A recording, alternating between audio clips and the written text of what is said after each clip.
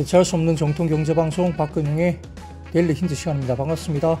4월 7일 블랙 먼데이입니다. 시장이 정말 좀 크게 빠졌습니다. 미국 시장도 이렇게 크게 빠진 적이 몇 번 없었던 것 같은데 뭐 역대급으로 손가락 안에 들 정도의 낙폭을 보인 하루였고요. 한국 시장도 뭐 물론 마찬가지고 뭐 해외 아시아 쪽 증시도 대부분 다 낙폭을 늘리는 그런 모습을 보였습니다. 뭐 장중에 시장이 뭐 7%씩 막 빠지는 나라도 있기 때문에 이게 완전 역대급으로 지금 시장이 좀 안 좋은 분위기인데요. 자, 트럼프는 꼭 이렇게 했어야만 했나 생각이 듭니다. 골프 치러 다니면서 뭐 감내라 참아라 뭐 이런 식으로 이야기를 하고 있는데 좀 너무하다는 생각이 좀 들지만 또 이것도 시장이기 때문에 저희가 어떻게든 뭐 좀 대응을 해야 됩니다만 어떤 지금 뭐 댓글창에도 올라오지만 숨 막힌다는 것은 다 똑같은 것 같아요. 그리고 뭐 미국 시장에서도 이제 한국 같은 경우는 부동산 자산에 대한 부분들이 꽤 또 크기도 하겠지만 미국의 개인들은 또 주식 자산이 꽤 큽니다. 다만 이 돈이 많은 사람들이 주식 자산을 뭐 많이 갖고 있다, 뭐 80% 정도 갖고 있다 이야기가 나오긴 한데 그래도 퇴직했던 분이라든지 여러 개인들이 이 주식에 대한 어떤 뭐 이렇게 폭락이 과연 또 견뎌낼 수 있을까라는 생각도 좀 들거든요. 그래서 뭐 일부 뭐 미국 시장에서는 뭐 돈 많은 사람은 이번 또 기회가 되기 때문에 돈을 벌 수 있는 기회다라고 말을 하는 사람도 있을 수도 있겠지만 전반적으로 지금 트럼프의 이 관세 압박은 상당히 부정적인 뭐 여론을 좀 일으키고 있는 부분인데 이게 너무 진지하게 이 협상용으로 이야기했던 것들을 너무 진지하게 지금 트럼프가 계속적으로 강압적으로 지금 밀어붙이고 있다 보니까 이게 협상력이 아니라 진짜 이렇게 하나보다라는 생각들 그리고 그게 결국은 밀어붙였을 때 나타날 수 있는 뭐 순기능이 아니라 역기능들 결국은 경기 침체에 대한 우려가 있다는 겁니다. 결국 이런 것들을 밀어붙였을 때 경기 침체에 대한 확률이 높아지고 침체가 가면 다 무너지는 거죠. 그래서 굉장히 좀 어려운 길을 또 가고 있는 것이 아닌가 생각이 듭니다. 의도적으로 이렇게 경기를 부셔버리는 뭐 그런 행보를 또 보이고 있고 계속적으로 그런 코멘트를 내고 있기 때문에 좀 뭔가 이 다들 걱정을 하고 있는 것 같아요. 그래서 이 뭐 페드 푸시라든지 트럼프 푸시 어느 정도까지 됐을 때 나올 것인가 여기에 대한 생각들이 아주 많은데요. 미국 시장에서는 S&P 500 기준을 봤을 때 뭐 4,700, 뭐 4,500, 이 정도는 가야만이 뭐 페드 푸시나 트럼프 푸시 나온다.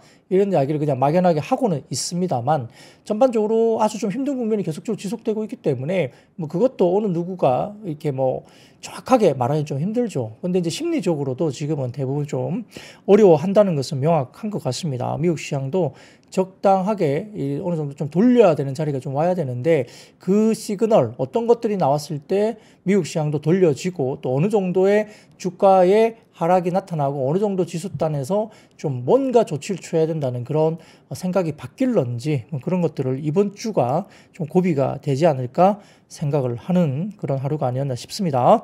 자, 그런 것들 중심으로 시장 이야기를 한번 들어보도록 하죠. 자, 코스피는 106.17포인트 급락 출발을 했습니다.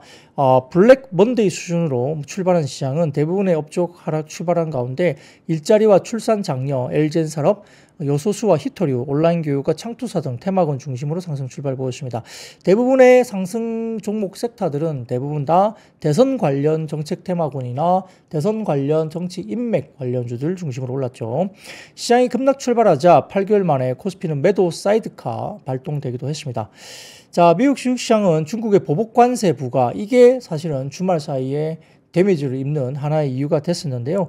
중국의 보복 관세 본격 부과에 대한 관세로 경기 침체 우려가 굉장히 급부상했습니다. 여기에 따라 급락세가 나타나는데 헤드라인 좀 띄워주시면 34%의 관세를 이제 매긴다는 거죠. 미국의 모든 수입품에 대해서 이렇게 매긴다는 이야기를 했습니다. 자, 근데 그 다음 표를 보여드리면 뭐 매크로 지표는 상당히 좋았습니다. 3월에 빈농가 취업자가 22만 8천 명 증가하면서 예상치를 상회했고요. 실업률도 4.2%로 상승해서 예상치를 어느 정도 상회했습니다. 우려는 지속됐다 볼 수 있는데 자, 그 다음 실업률 관련된 표를 좀 보여주시면 아직도 실업률은 거의 바닥이에요. 이 정도면은 4%대 초반이면 거의 완전 고용 상태이긴 합니다. 그렇기 때문에 실업률 가지고 뭐 경기에 대한 이슈를 우려할 만한 부분은 아니라고 판단이 들고요.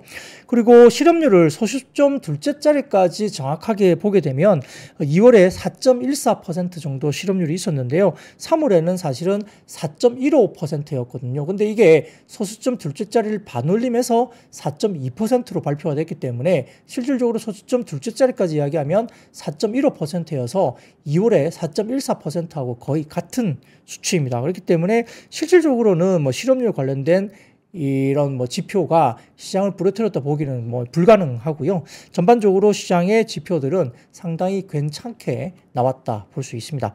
다만 이제 우려는 그겁니다. 여태까지는 좋았어. 자, 3월의 지표도 과거야. 근데 4월 이후 트럼프가 부서뜨린 이런 시장이 결국은 경기 침체로 가는 것이 아닐까? 뭐 이게 반영이 되는 겁니다. 중국의 34% 맞보복 관세 조치가 발표됐고 WTI는 60달러를 하회하는 모습까지 보였고요. 위험자산 외에도 금구리 등의 안전자산도 하락을 했습니다. 자, 그 다음 표를 보여드리면 미국의 빅스입니다. 주말 사이에 45.3까지 주말 사이에 올라갔었고 20년 팬데믹을 제외하고는 1989년 이후에 도달한 적이 없는 수치까지 빅스가 올라갔죠. 자, 이것 때문에 시장에서는 좀 바이 더 딥을 좀 해야 되는 거 아니야? 이런 생각을 일부 해볼 수는 있겠습니다. 극단적인 공포가 시장을 집어삼키는 흐름까지 왔기 때문에 과거 아주 오랫동안 봤을 때는 빅스 지수가 이렇게 전일 대비 주말 사이에 50%나 급등하면서 45선을 돌파했으니까 좀 길게 보면 이렇게 갔을 때 주식을 샀을 때 뭐 중장기 시계로 봤을 때는 수익이 나더라라고 볼 수도 있겠죠. 작년 8월 5일 수준만큼 급등한 겁니다. 그래서 이것도 약간 뭐 위안을 삼을 수 있는 기술적인 어떤 자료인데 모르겠습니다. 이게 바로 돌았을지 모르겠어요. 근데 뭐 과거에 경험치로 본다면 이제는 조금 살만한 주식도 좀 봐야 되지 않나 이런 생각도 해볼 수 있는 자리까지는 기술적으로는 왔다 이렇게 볼 수도 있습니다. 자, 그 다음 표입니다. 그 다음 표를 보여드리면 연내에 금리 인하 관련된 부분들은 이제 패드워치 쪽에서는 4.5회의 금리 인하에 대한 기대감이 반영되고 있습니다.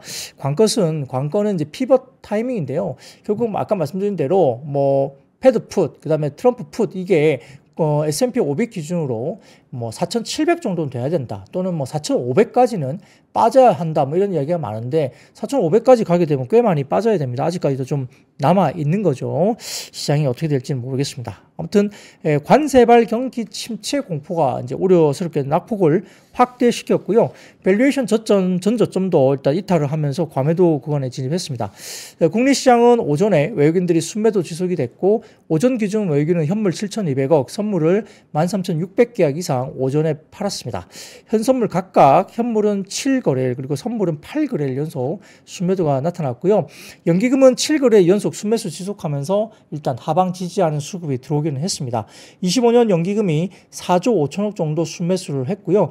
외국인은 25년 한 해 지금 현재까지 누적 11조 7천억 정도를 순매도했다고 집계가 됐습니다. 오늘 더 매도를 했기 때문에 뭐 합산되면 더 크게 매도를 했겠죠.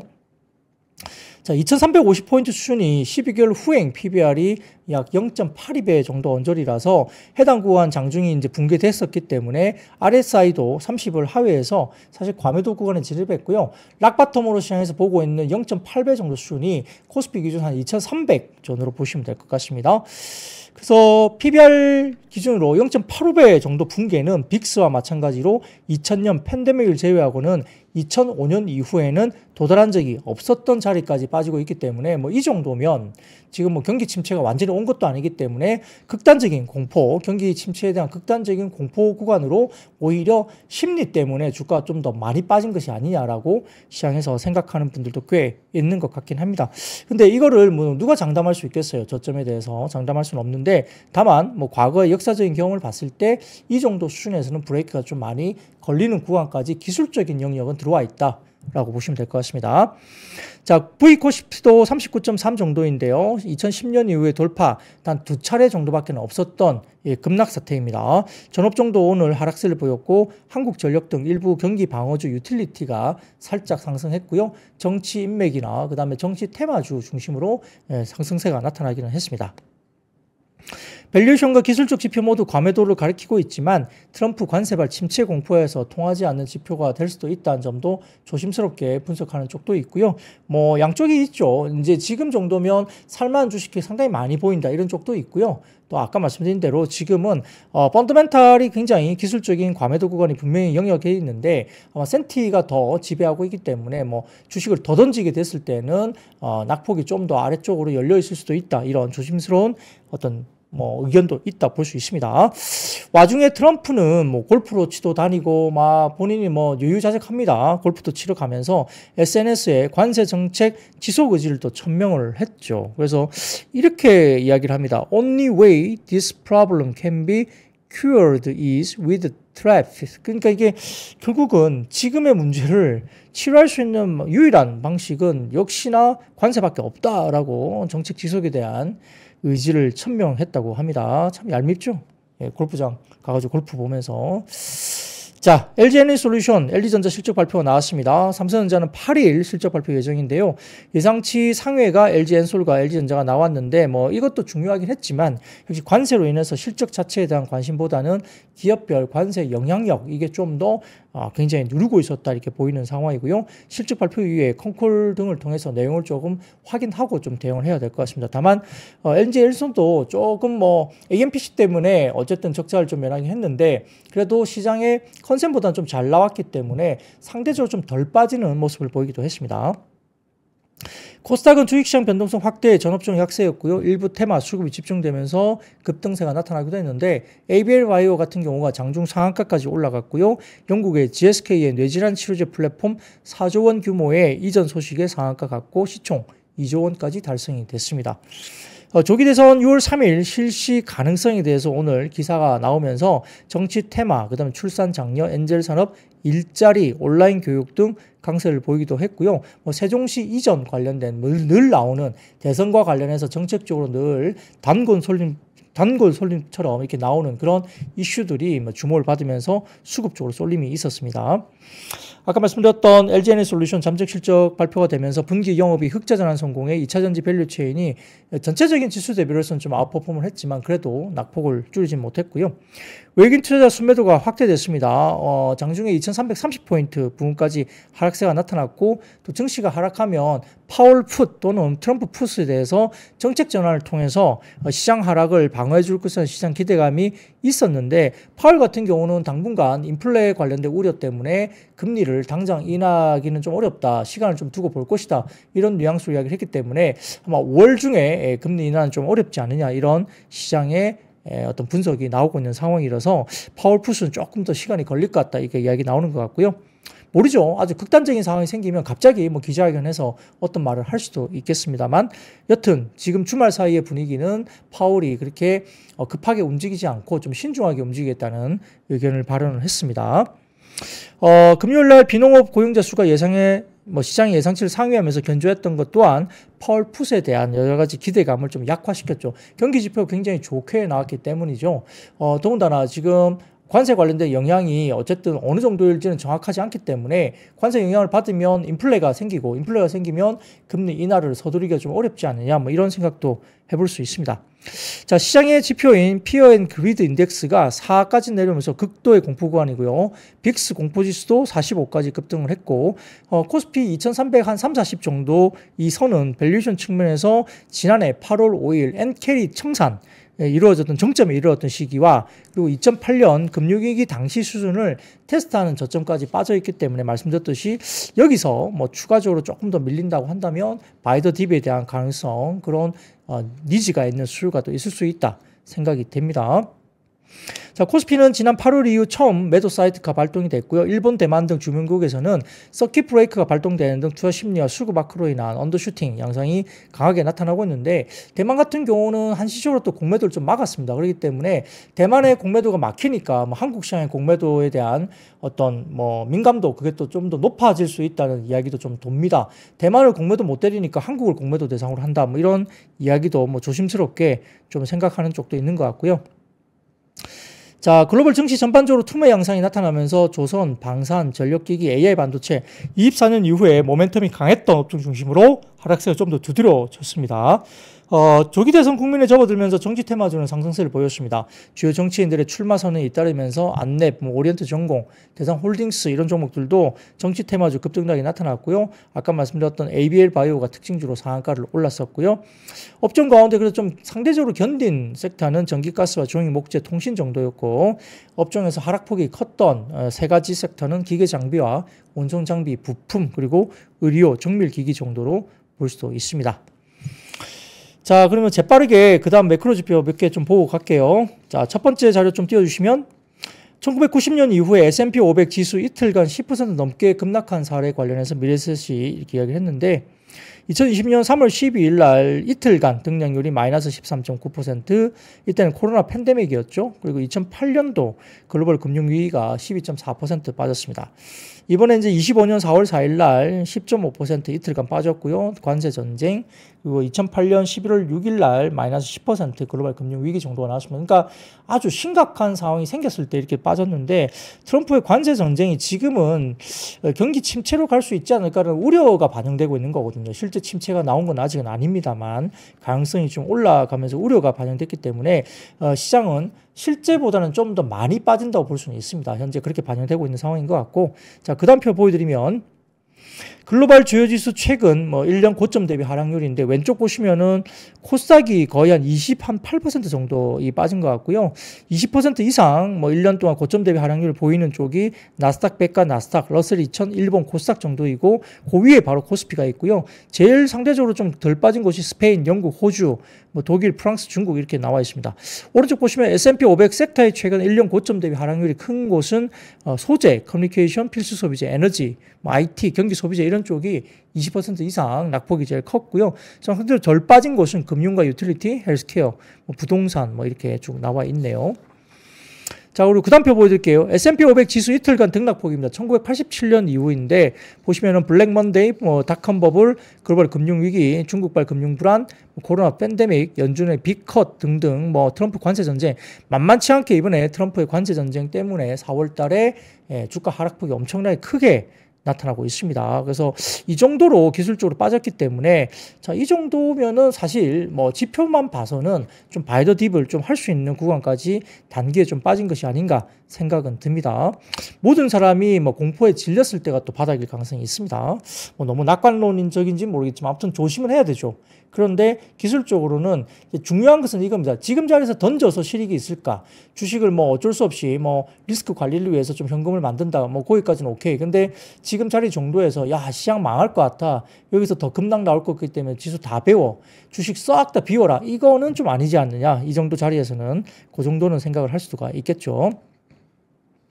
자, 그 다음 이제 SNS입니다. 하나만 좀 보여드릴게요. 약간의 파열음이 나타나고 있는데, 미국 상무장관 루트닉이 어떤 나라가 빠져나갈 구멍으로 사용하려 할 수 있기 때문에 펭귄 섬에도 관세 대상이 포함시켜야 했다. 그러니까 사람도 하나도 없는 펭귄 섬에다 관세 부과했다 이야기 나오니까 루트닉이 이렇게 이야기했습니다. 어떤 나라가 빠져나갈 수 있는 구멍으로 사용할 수 있기 때문에 펭귄밖에 없는 섬에도 관세를 부과했다라고 이렇게 글을 올리니까 일론 머스크가 이거 웃기네, 웃기고 앉아있네 이렇게 이야기를 했다는 거죠. 이거 웃기네. 약간 비꼬는 것 같아요. 그래서 맥락상 상당히 비꼬는 이야기를 했기 때문에 관세를 반대하는 일론 머스크와 약간 균열 조짐이 좀 있는 것이 아니냐 이런 이야기가 좀 돌고 있습니다. 예, This is funny. 예, 웃긴 소리 하고 있네 이렇게 이야기를 한 거죠. 자, 그리고 미래셋증권입니다. 오늘 오후 2시 기준 정도로 지금 이야기했는데, 그 다음 표 보여주시면 이겁니다. 외국인이 현선물 순매수 집계인데요. 아래쪽으로 회색 막대 그래프가 이제 순매도이고, 위쪽으로 노란색으로 보이는 게 이제 순매수인데, 오늘 2시 기준까지 하면 외국인이 현선물 수급 업데이트인데요. 외국인들은 8거래일 연속 현선물 순매도를 기록 중에 있고, 최근 4거래일 동안에는 매일 같은 거의 2조 원 플러스 마이너스 알파 정도의 매도를 금액을 이제 하고 있다는 겁니다. 지난 8거래일 동안 순매도한 규모는 외국인들이 14조 2,930억 원에 이르고요. 퀀트와이즈가 코스피 200 선물 수급을 집계하기 시작한 2000년 1월 20일 이후에 가장 큰 8거래일 합산 순매도 규모로 나타났습니다. 엄청나게 매도를 많이 했다는 거고요. 이 외에는 21년 5월과 8월, 25년 3월 등이 상위에 링크가 되어 있습니다. 글로벌 관세 전쟁 불확실성에서 달러 현금을 좀 확보하기 위한 외국인 투매가 좀 지속되고 있는 것이 아니냐라고 조심스럽게 이야기하고 있는 것 같고요. 자, 그리고 그 다음 입니다. 그 다음인데 여기서는 이게 나옵니다. 뱅가드 쪽의 이야기가 나오는데요. 자, 아시겠지만 지금 세계 위 자산운용사죠. 뱅가드 그룹이 고객들에게 시장에서 돈 빼지 마세요라고 돈을 빼지 말라는 취지의 선을 보였습니다.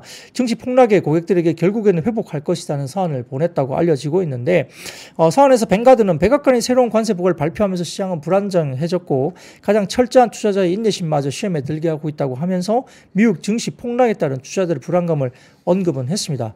다만 이처럼 불확실한 시기에는 재정 계획에서 벗어나고 싶은 유혹을 이겨내는 것이 중요하다고 하면서 섣불리 투자를 그만두고 다 던지고 나가는 것에 대해서 그건 좀 아닌 것 같다라고 좀 참자 결국은 회복할 것이다라는 사안을 보냈다고 하죠. 예, 갑자기 뭐 돈 빼달라고 아우성치고 뭐 이렇게 뱅크런 비슷하게 이렇게 뭔가 나타나면 뱅가드도 상당히 좀 이렇게 괴롭죠. 예, 그러면 주식을 억지로 팔아야 되고 그런 수급들이 떨어지면 결국은 이제 시장에서 본인들이 원하지 않는 가격에 다 던져야 되기 때문에 시장의 변동성을 더 키울 수 있습니다. 아무튼 뱅가드는 좀 참아달라고 일단 이야기를 했다고 합니다. 어떻게 될지 모르겠지만 네, 등등 이야기를 하고 있어요. 자, 어떻게든 이번 주에 이런 상황들이 잘 정리돼서 일단은 반등이 좀 나왔으면, 그러니까 반등이 의미 있는, 그러니까 단순히 기술적인 반등이 아니라 좀 의미 있는 반등이 좀 나왔으면 하는 개인적인 바람을 좀 가져봅니다.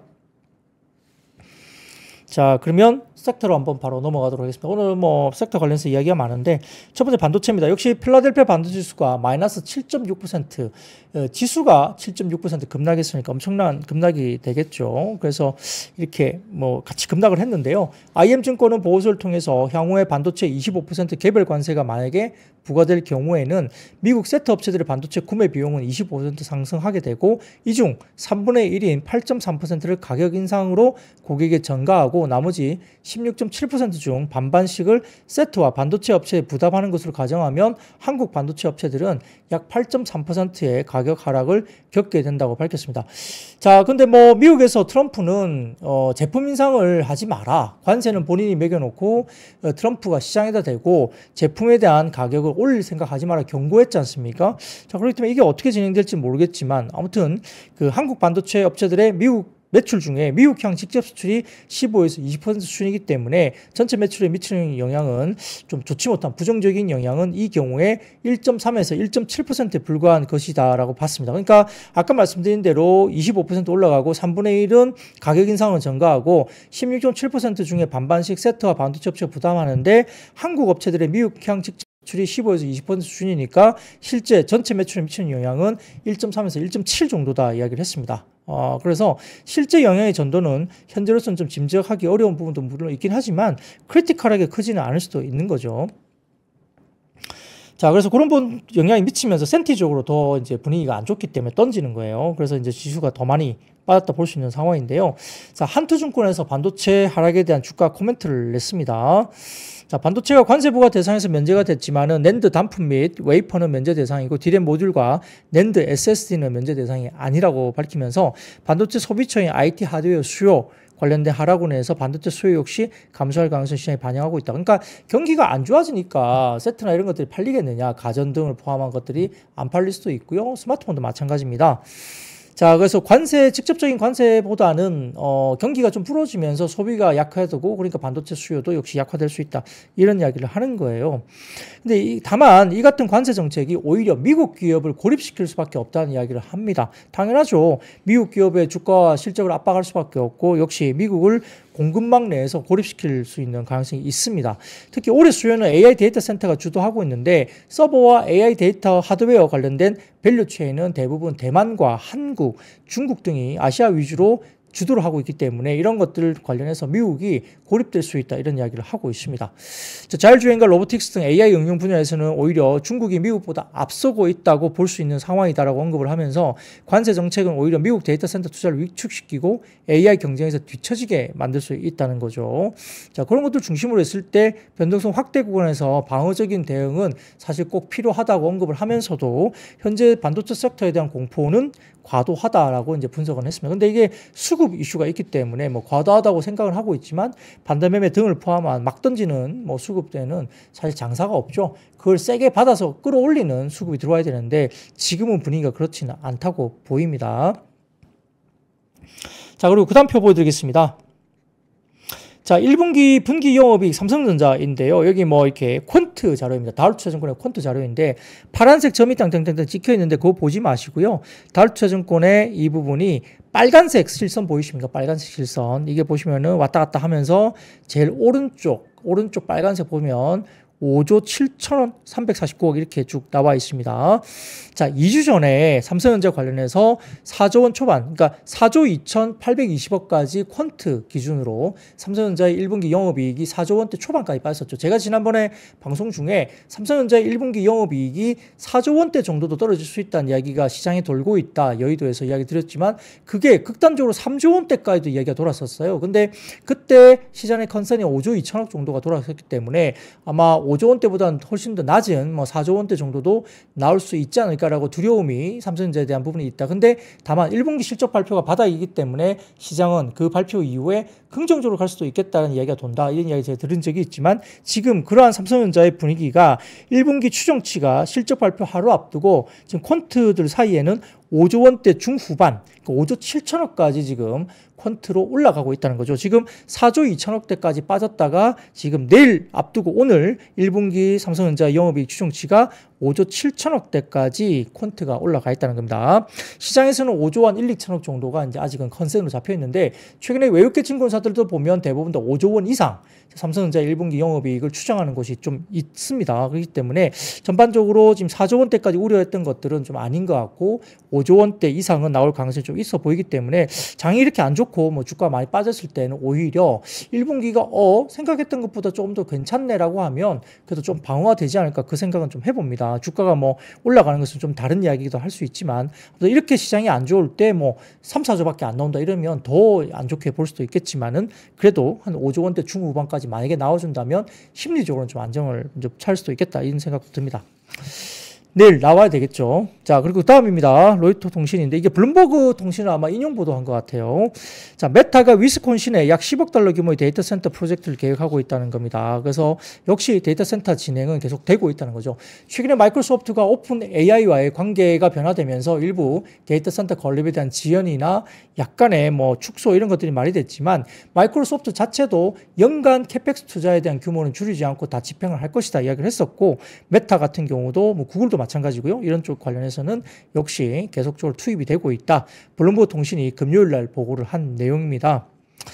그래서 어쨌든 데이터 센터 구축과 관련된 부분들이 위축이 되지는 않고 있다. 메타나 이런 쪽이 이야기를 되고 있는 겁니다. 그래서 과연 AI 쪽에 어떻게 영향을 미칠지 모르겠지만 아직까지는 완전히 꺾거나 그런 건 아니다라고 볼 수도 있겠습니다. 자, 그러면 두 번째 섹터로 넘어가도록 하겠습니다. 두 번째 섹터는 AI 인프라 투자 심리 훼손 분석의 전력 설비가 오늘 빠졌습니다. 뭐 현대엘렉트릭이라든지 뭐 LS일렉트릭 등등이 포함되는데 SK증권에서는 25년 상반기 전력기기 업종은 AI 인프라 기대감이 꺼지면서 멀티플 하향 조정을 받았고 국내 주요 3사 현대엘렉트릭, 효성중공업, LS일렉트릭의 PER은 22배에서 14배로 빠져 있다는 겁니다. 14배. 벌써 14배까지 마이너스 36%나 멀티플이 빠졌다는 겁니다. 미국의 전력 인프라 기업 역시 동반 하락세를 보이고 있고 업종 전반에 대한 밸류에이션 리셋이 나타나고 있는데 이 같은 조정은 기대감의 해소이지 펀더멘털의 해소는 아니라고 판단을 했고요. AI 도입에 따른 전력 수요 증가와 데이터 전력 연동성 확대는 여전히 현재 진행 중이다. 이건 뭐 JP모간도 똑같은 이야기를 했습니다. 다만 이제 투자 심리가 훼손됐기 때문에 이런 것들 영향을 받으면서 단기적으로 주가들이 빠지고 있다는 것이고요. 버티브 홀딩스 같은 경우도 국내 전력기기 종목 중에서 AI 기대감을 주가에 가장 민감하게 반영하는 기업인데 버티브 홀딩스 같은 경우는 지금 PER이 15배 거래되고 있는데 24년 8월 22배보다 벌써 32%나 더 낮게 주가 빠져서 거래되고 있다고 언급을 했습니다. 특이사항으로 지난 4분기에 분기 실적 그리고 25년 가이던스가 시장의 기대치에 부합을 했음에도 불구하고 실적 발표 당일 마이너스 9.7%를 하락하면서 설계 결함, 발열 문제로 인해서 출시가 지연됐던 블랙웰의 공급이 가시화되는 상황에서 주가가 약세를 보였다고 언급을 했죠. 그러니까 센티가 최악이 안 좋은 거죠. 그리고 GB300 같은 경우도 지금 제품 관련된 3분기 출시가 내년으로 넘어갈 수 있지 않을까라는 우려가 일부 외신에서 나왔다는 점도 약간 투자 심리 훼손이 좀 된 것도 영향을 미치고 있는 것 같습니다. 그래서 오늘 전력설비 테마가 일단 주가도 좀 빠지기도 했는데 실적이나 이런 것을 봤을 때 좀 뭐 13배면 너무 싸지 않을까? 뭐 국내 전력기기 관련주들이 20배 넘다가 13배 정도까지 빠졌다면 좀 제가 봐서는 그렇게 나쁘진 않을 것 같고요. 만약에 1, 2년 정도 또 호황을 누릴 거기 때문에 좀 저는 뭐 중장기 좀 긴 호흡으로 본다면 조금은 이제는 바이 더 딥을 좀 해도 되지 않을까 이 생각이 듭니다. 자, 경기 침체와 전력 인프라 산업은 조금 경기 침체의 영향을, 그러니까 경기가 아주 뭐 완전히 부러지면 모르겠지만 경기가 하강 조정되는 것에서 크게 영향을 안 받는다는 JP모건의 리포트 자료는 지난 금요일 날 제가 언급을 드린 적이 있습니다. 참고로 해보시면 좋을 것 같고요. 자, 그리고 세 번째입니다. 오늘 2차 전지도 빠졌습니다. 뭐 올라간 섹터가 있어야 뭐 별로 이야기를 드릴 수 있겠는데 참 힘든데요. 자, 증권가에서 1분기 2차 전지 업종의 실적이 전분기보다 더 나빠질 가능성이 큰 것으로 전망이 되고 있고, 지난해 2분기부터 주요 고객사인 글로벌 전기차 제조사들이 본격적인 재고 조정이 나서면서 수요 절벽 현상이 나타나고 있습니다. 배터리셀, 소재 등 가치 사슬 전반에 걸쳐서 누적된 악성 재고도 걸림돌이 지적되고 있고요. 그래서 부정적인 전망을 담은 증권 보고서 상당히 많이 나오고 있는 현실입니다.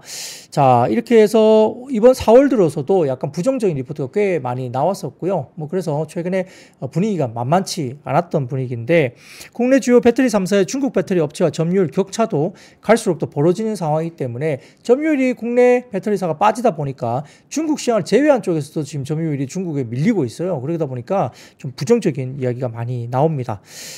최근에 뉴욕 증시에서도 테슬라도 주가들이 그렇게 좀 많이 빠져 있고요. 주말 사이에 테슬라가 10.42%나 급락을 하기도 했습니다. 3월 중국 판매가 전년 대비 11.5% 급락했다는 소식도 지난 주말에 전해졌습니다. 현지 시간 6일 외신에 따르면 테슬라 낙관론자로 유명했던 웨드부시 증권의 댄 아이브스도 테슬라의 목표 주가를 대폭 낮추었습니다. 지난 4년간 테슬라 주식에 매수 등급을 매기면서 테슬라 강세를, 아주 극단적인 강세론자였죠.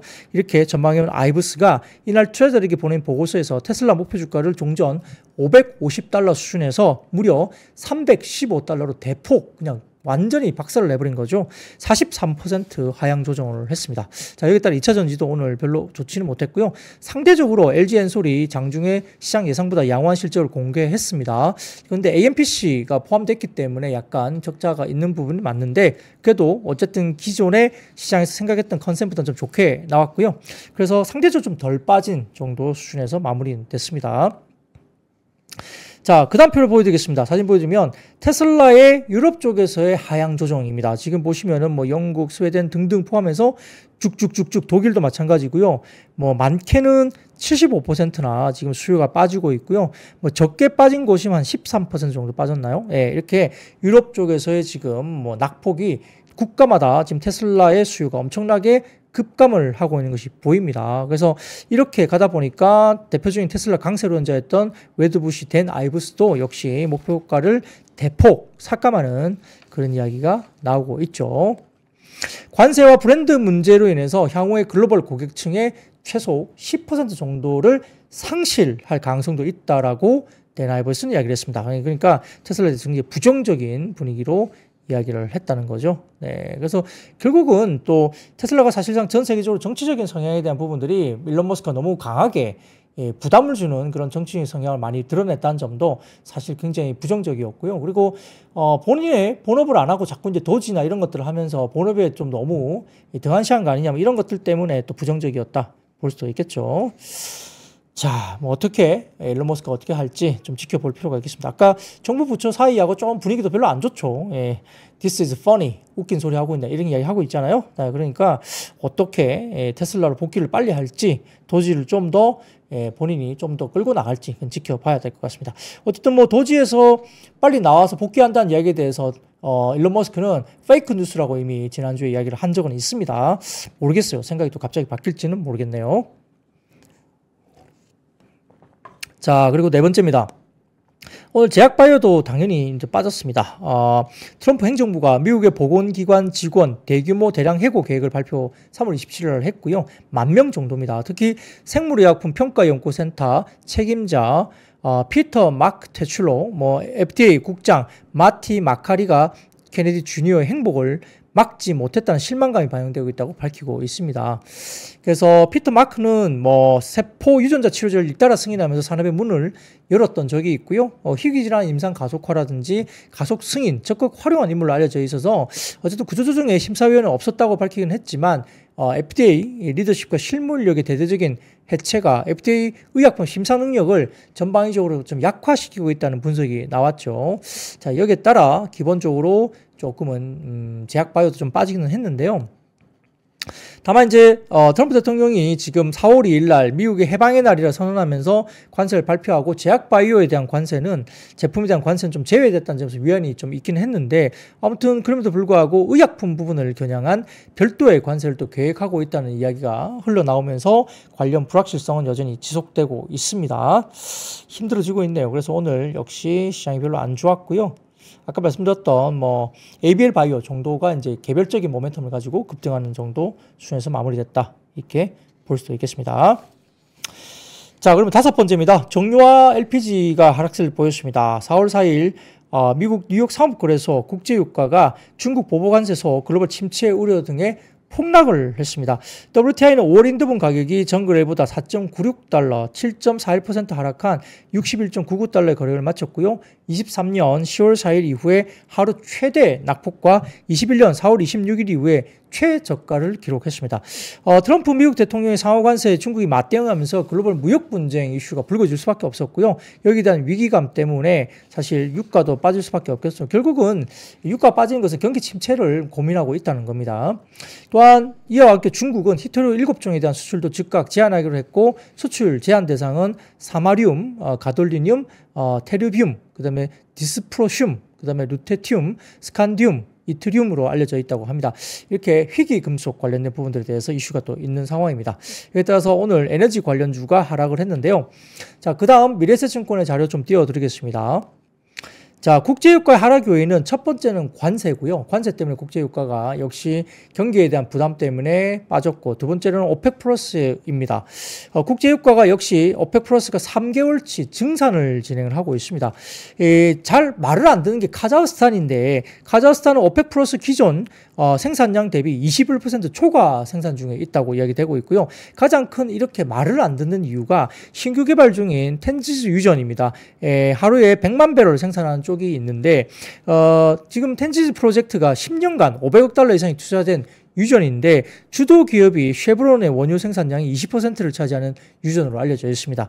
사우디의 압박도 있죠. 3개월치 증산은 쿼터를 준수하지 않는 카자흐스탄을 압박하기 위해서 조치가 이루어졌고요. 트럼프의 정부 주장도 일부 반영됐습니다. 트럼프 같은 경우는 유가를 내리기를 굉장히 원하겠죠. 인플레를 잡아야 되니까. 그래서 계속적으로 유가에 대한 압박을 하고 있는 겁니다. 그래서 기존의 미래에셋증권에서 유가의 반등 전망을 했던 것을 현재 의견을 변동성 확대 국면으로 의견을 바꾸었다고 해당 애널리스트가 오늘 리포트를 썼습니다. 단기 펀더멘탈은 크게 변하지 않았지만 관세로이나 미국의 수요 둔화 우려, 오펙 플러스의 증산 속도 조절 가능성이 변동폭을 증폭시킬 수 있다 이야기를 하고 있는 것 같아요. 자, 이제 유가가 50달러 수준 정도까지 내려가면 확실히 뭐 인플레 쪽은 영향이 있을 것 같긴 한데 뭐 인플레를 조금 낮추는 뭐 그런 쪽에 영향이 있을 것 같긴 한데요. 글쎄 어느 정도 이거 유지가 될지는 좀 봐야 될 것 같습니다. 아무튼 많이 빠진 건 사실입니다. 자, 여섯 번째입니다. 오늘 비철금속도 빠졌습니다.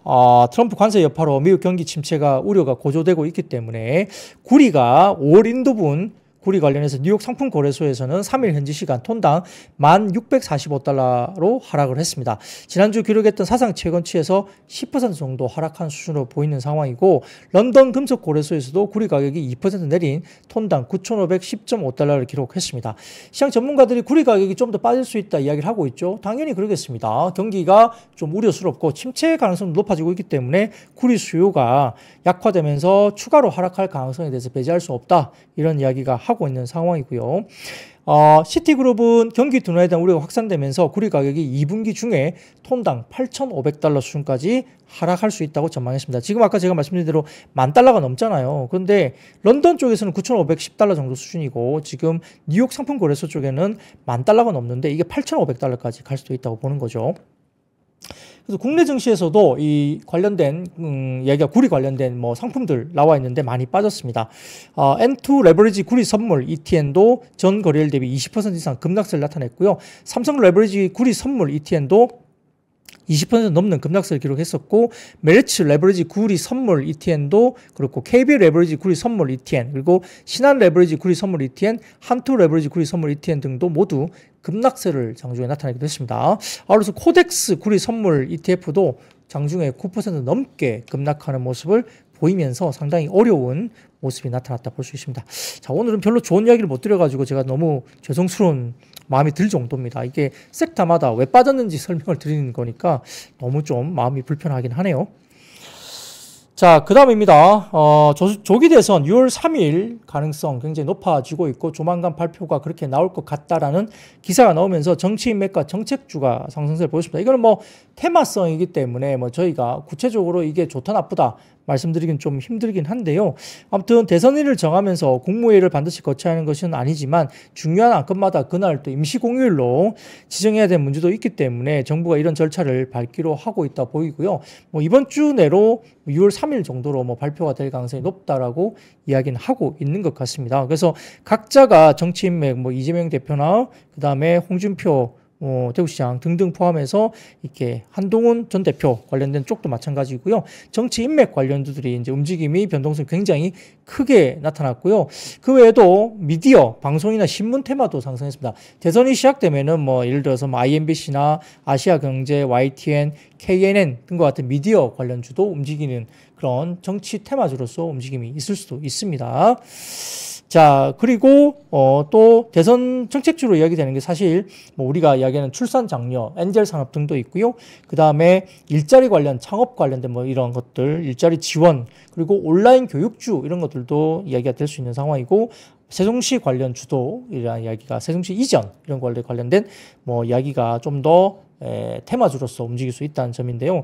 참 종목들이 상한가 막 올라가고 그러니까 개인들이 수급이 좀 몰리는 것도 종목들이 꽤 있기 때문에 이런 것들에 대해서 워낙 다른 종목들 정상적인 섹터들이 워낙 힘드니까 수급이 또 쏠릴 수도 있겠다, 개인들이 그런 생각을 좀 해봅니다만 또 언제 어떻게 급락세가 나타날 수도 있기 때문에 좀 조심스럽게 사실은 봐야 되지 않을까 생각은 듭니다만, 당장 시장이 너무 안 좋으면 뭐 하루 이틀 더 이제 활기를 칠 가능성이 있습니다만, 실질적으로 또 낙폭이 너무 크기 때문에 정상적인 섹터가 돌아들 때는 낙폭 과대 쪽부터 또 올라오거든요. 그렇기 때문에 그런 정상적인 섹터 가운데 낙폭 과대 이런 것들도 잘 찾아보시고 밸류에 대한 부분들이 너무 많이 빠져있기 때문에 좀 더 안정적으로 투자를 하시는 것도 좀 필요하지 않을까 그런 생각을 해봅니다. 근데 이런 종목들이 또 워낙 급등을 하기 때문에 일단은 또 손이 나가는 개인 투자들도 있을 수 있다 이렇게 생각도 들겠죠. 자, 근데 실제 제가 지난주에도 말씀드렸지만 이제 추경 관련된 이슈가 있을 수 있습니다. 새롭게 대선을 이루어지고 정부 차원에서 추경 20조 이런 이야기들이 나올 수 있어서 우리가 뭐 백화점, 신세계, 현대백화점, 이마트 이런 여러 가지 편의점, BGF 리테일 등과 관련된 이런 내수 관련된 내수 경기 부양 관련된 유통산업 이런 것들도 상당히 좀 지켜볼 필요가 있겠고요. 뭐 여러 가지 이런 것들 상대적으로 덜 빠지거나 좀 오르거나 그런 종목들도 있기 때문에 오히려 지금같이 이렇게 장이 안 좋을 때는 오히려 국내 정책의 추경 관련된 예산, 사실 추경 예산은 명확하게 나올 가능성이 높다고 좀 저는 보고 있기 때문에 이와 관련된 내수 관련된 쪽에 올라오는 종목들은 유통주들이 조금 더 긍정적인 시그널을 줄 수도 있겠다라는 생각도 투자 아이디어로 생각을 한번 해볼 수도 있겠습니다. 자, 그리고 중국의 히토류 7종 미국 수출 통제 소식들 때문에 일부 관련주가 주가들이 움직였다는 점, 당연히 미국과 중국이 관세 관련해서 이야기가 있기 때문에 이런 것들 충돌을 하면서 우리가 히토류 등을 포함한 희귀금속 관련주들도 주가들이 움직일 수 있고요. 해운과 물류주도 일단 하락을 했습니다. IM증권이 보고서를 통해서 미국의 관세 정책과 그리고 중국의 조선업 규제 예정대로 현재 진행되기 때문에 해운 시장은 극심한 불확실성에 놓여 있다 보이면서 해운 무역 관점에서 컨테이너나 벌크, 에너지, 자동차 모두 물동량 감소 효과가 나타날 가능성이 있다라고 봤습니다. 관세 정책, 중국의 보복 관세 포함해서 전체 해상 무역에서 물동량이 약 3.7% 정도 영향을 받을 것으로 분석 자료가 나왔고요. 부문별로 글로벌 컨테이너 물동량 11%가 영향력에 들어가는 등 컨테이너 무역이 가장 큰 피해를 입을 것으로 IM증권에서 리포트를 썼습니다. 또한 USTR의 중국 조선업 규제도 근시일 내로 확정될 것으로 예상되고 있고 25년 2월 USTR은 선사의 중국산 선박 비중에 따라 미국 항구 기양당 50에서 350만 달러의 수수료를 부과하는 내용을 발표를 했었죠. 얼마 전에는 이것 때문에 조선주가 뭐 반세 수혜받는다 그래서 좋았긴 했는데 어쨌든 명확한 규정이 명시화되지 않아서 분석의 한계가 있긴 하지만 해당 규제가 선사들에게 과도한 페널티를 부과하는 것이고 컨테이너 운임의 경우에는 페널티 효과로 30% 이상 운임이 급증할 수 있다 밝혔기 때문에 그러면 결국은 글쎄요, 뭐 여러 가지 물동량이 줄어들 수도 있고요. 부담스럽기 때문에. 그리고 경기에 대한 부분들이 역시 침체 우려가 있기 때문에 물동량이 주는 입장에서 해운이나 물류 쪽도 좋지 않을 수 있다. 그런 이야기를 하고 있는 것 같습니다. 자, 그리고 헌재가 뭐 지난주에 윤 대통령 파면 결정에 대한 부분들이 결론을 났기 때문에 이 여파 지속 속에 대왕고래나 원전 등 윤석열 대통령 정부가 일단 밀고 있었던 정책 관련주들은 테마주니 이렇게 빠졌다 이렇게 볼 수 있겠고요. 더기다가 방위산업이라든지 그 다음에 우주항공 이런 쪽도 마찬가지고 일부 조선과 조선기자재 이쪽도 빠졌고요. 그 다음에 윤석열 관련 테마주도 일단 하락세를 보이기도 했다 말씀드리겠습니다. 자, 그리고 트럼프 관세 충격 속에 비트코인이 8만 달러 선을 하회했다는 소식 때문에 가상화폐주까지 무너졌고요. 그 외에도 트럼프 상하 관세 부과 때문에 자동차의 공급망 연쇄 위축 우려 때문에 타이어주까지도 역시 빠졌고 자동차도 만만치 않습니다. 자동차도 마찬가지로 빠졌고요. 특히 태국의 관세가 46%, 캄보디아가 49%, 베트남이 46, 태국이 36, 인도네시아 32 이렇게 상호 관세가 굉장히 있죠. 그렇기 때문에 뭐 문제는 베트남과 태국 현지에 타이어의 핵심 부품인 타이어 코드를 생산하는 시설이 있고요. 타이어의 주요 원조인 천연 고무도 동남아 등지에서 주요 공급이 이루어지고 있기 때문에 타이어 관련주가 직격탄을 맞을 수 있다고 봤습니다. 그래서 글로벌 타이어 코드 시장에서 1위와 2위를 점유하고 있는 HS 효선 충담 소재와 코롱 인더스트리도 현재 생산 공장을 두고 있는 실정이기 때문에 역시 굉장한 고민이 많아지고 있다. 우려가 크다라는 점에서 부정적으로 언급을 했습니다. 자, 그 외에 전방산업 미국향 수출 감소 우려 등의 철강이 하락을 했죠. 자동차라든지 선박 이런 것들도 마찬가지로 미국향 수출 감소 때문에 영향이 부정적으로 있을 수 있다. 이런 점까지 포함되면서 수출 차질 그리고 가전 제품들의 수출 차질도 철강 수요에 부정적으로 작용할 수 있다. 국내 자동차 메이커들의 미국향 수출 감소도 우려가 된다는 점에서 철강까지도 분위기가 좋지 못했죠. 그래서 정상적인 섹터들은 대부분 다 빠진 것 같습니다. 자, 우울한 하루입니다만 여러분들 오늘 푹 쉬시고 몸 관리 잘 하시고요. 또 내일 반등이 나오기를 기원하면서 만나 뵙도록 하겠습니다. I see you.